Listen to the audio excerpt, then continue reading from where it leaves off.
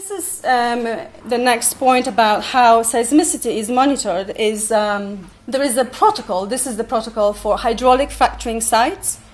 So there's supposed to be an assessment of faults, of baseline level of seismicity, and then monitoring as any injections are happening in real time. And when it exceeds 0.5 magnitude, it stops. But this is only for hydraulic fracturing sites, so it means that in Surrey, we don't have this. This doesn't apply. So in effect, we don't have an oil and gas related protocol to monitor seismicity. But, so here is not fracking, and this is where the process comes into the equation. So what these companies are doing is not fracking, but it's still pumping acid and chemicals underground at pressure. But it doesn't reach, or it's not supposed to reach, the fracturing pressure. And another point, which is just to bring to this, David Smythe did an analysis on Horse Hill, and we're still on Horse Hill, by the way, and he concluded that that well was drilled into a fault zone. So we have a situation where we have a well which might be drilled into a fault zone, well, according to David Smythe it is, and then we have injection, which is maybe not at hydraulic fracturing pressure, but it is injection in any case. And I don't know when this was happening because, again, the monitoring is quite unclear. But, who knows? So it's a question. And this is just to demonstrate what so we're talking about pumping stuff into the pores of the rock, into the matrix of the rock. And we don't know what pressure, whether it's here or here or here. And this is when it gets to fracturing. It fractures the rock. And that's when we have fracking. But after that point, there is virtually no monitoring and no regulation. Apparently they are matrix injecting at about 20% below fracturing pressure. Really? Where is that from? One of the UCOG things. One of their sorry, this is what UCOG are saying? UCOG. 20% below the fracturing pressure. Right. And then again, how do you monitor that? Because as far as I understand, it's only the person that's turning on the gauge, right? Well, we need to know whether the HSE has a pressure record for the wellhead. Right. Because that's one of the things they may have. I don't know. Yes. Can I just explain that the health and safety executive that's been mentioned here, HSE, they are supposed to be regulating the integrity of the infrastructure, whereas the Environment Agency are concerned with pollution and damage to aquifers and groundwater. The HSE do not, unfortunately, have the wherewithal or the staff or the resources to do the work they're supposed to do. Like so many government departments these days, they're understaffed, underfunded, and cannot keep up with the pressures. The number of licenses they're having to investigate and regulate is beyond what they can even think about doing. So we've got a situation where regulators cannot do what they're being asked and paid to do at a time when the government is very concerned about hydrocarbons, particularly onshore, when there's very little down there. The experts will tell you this. There's so little down there. There's questions about the quality of the hydrocarbon, whether it's the kind of hydrocarbon you can use to run vehicles or whether you use it for lubricating machines. That's one of the issues. Just to mention very quickly, not to stop Adder's flow, but at Leith Hill, which is... this is Europa Oil and Gas. Angus are drilling for them. The estimated amount of hydrocarbon underground is anything from 1 barrel to 4.7 million barrels. Could be anything between those figures.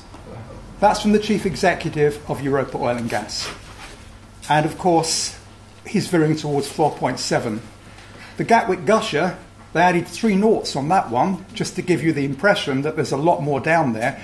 There's very little onshore that's worthy of any kind of prospecting.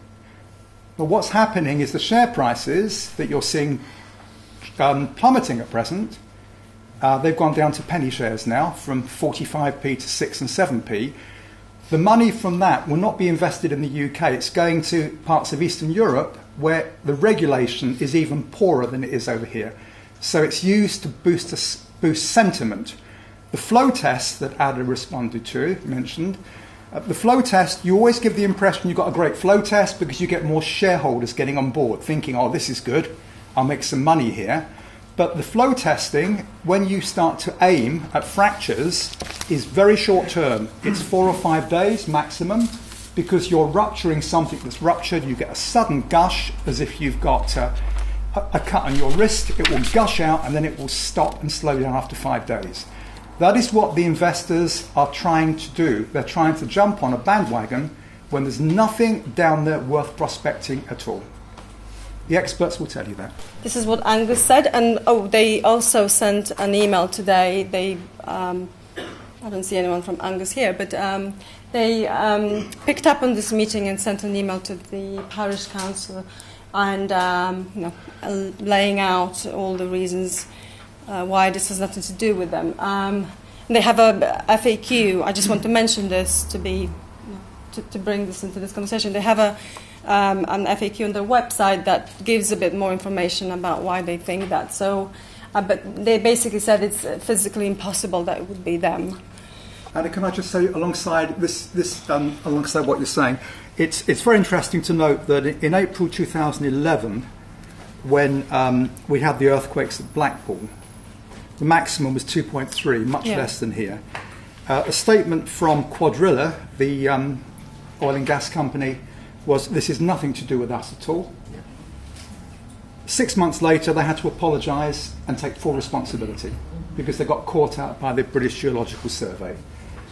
They would not admit at the time because share price would have been affected by that, and this is quite often the problem we've got. So the same scenario, they also dismissed it. Good point, thank you. Can I just ask a question? You know much about earthquakes. With this pressure injection stuff that's going on at Horse Hill, because you say there's a fault there already, which I didn't know about, if it then say it stops and they stop doing this pressure injection stuff, will the earthquakes continue because now there's a fault and it's kind of whatever has happened to it, it's going to be a continuous? Who knows? I mean, who knows? And also, I don't know whether they are actually injecting, because I was told last Friday that they've now changed the plan, but this is what they have applied for in their environmental permit. But again, how this is exactly monitored, I have no idea. But they told me, I was there speaking with the head of the company, and they said, we're not going to use this process because it didn't work at a different site, and now we're going to do something else, but they wouldn't tell what it is. So that needs to be followed up. It's getting quite technical, but in answer to the question that you posed, it's difficult to know whether the tremors or aftershocks stop. Depends on how much damage may have been caused at Horse Hill. Because if they are targeting drilling through a fault line, then the chances are the damage could be quite difficult to quantify at this stage. So if they did stop, you may still find there'll be tremors, but maybe not at the same magnitude. 3 is quite high, very high for Surrey, Sussex. Trouble with the Kimmeridge is that you have to acidize in order to get the prospect to float. You have to do that. You've got no choice. So with Kimmeridge, which runs all the way from here to Kimmeridge Bay in Dorset, you have to use very high pressure and also lots of very volatile chemicals. Many of the chemicals are not even needed to be mentioned by the companies using them. That's another issue that we're trying to stop. A lot of these chemicals are very volatile, and in many ways acidization and matrix acidization can be worse than hydraulic fracking. Can be. So these tremors that we've been feeling, these 11 tremors, are nothing to do with the Kimmeridge fault? What Angus is saying is there is a fault, but it runs east to west.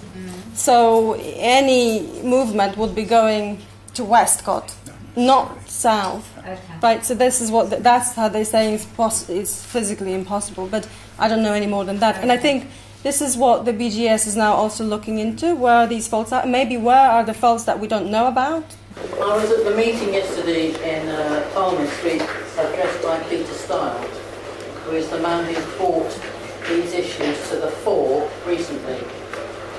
He maintains we have no equipment in order to measure even small faults ahead of drilling. That's right. And they can be, the BGS can produce a map with lots of faults on it, but from other evidence, notably the coal board, the maps they show have 1,000 more faults on them than are shown. So we lack the equipment to predict whether we've got faults. I don't mean the very major ones, I mean everything else. And what he's concerned about is this slippage. It doesn't take very much of a fault to move to trigger these sort of tremors. We don't know for certain how these are happening, but his work is worth looking into. And so they can slip like that and very sudden and not be related to the pressure that's just been applied, but accrued from some time before. So we've asked the Surrey County Council about this, asked them actually to defer the decision on this application because of the earthquakes. So they, and this is in relation to water reinjection. So they said yes, it is accepted that there is a connection, but basically they are saying this is the remit of the Environment Agency and the Oil and Gas Authority, not the council, which is a story we keep hearing, that they're not stepping on each other's toes, which is okay, but they also, I think, should be working together. Anyway, so Oil and Gas Authority, we already know that there is no protocol, and on the EA, there are a couple of slides on this. To your point about the permit, there is an old permit in place. And most of the a lot of the activities are basically unregulated and unmonitored. So I've asked the EA after the first earthquake in April, do you know about the reinjection? Do you know what the volume is, what the dates are? Where is this water coming from, or is it going? And basically, they have no information. They don't have any information on this. I don't know how deep they're going in. Well, I think the well, we know where the well is going. It's going to the Portland. But any more than that, we don't know. This is the latest data. So the EA don't have data, but the OGA has some data. And you can see there's 3 cube meters reinjected in March. And that's where it ends because they only logged this a few months later. So in March there was reinjection, so we know that there's been reinjection happening from March, and the earthquakes started in April. Maybe again coincidence. It's only showing 3, and now how reliable this data is another point.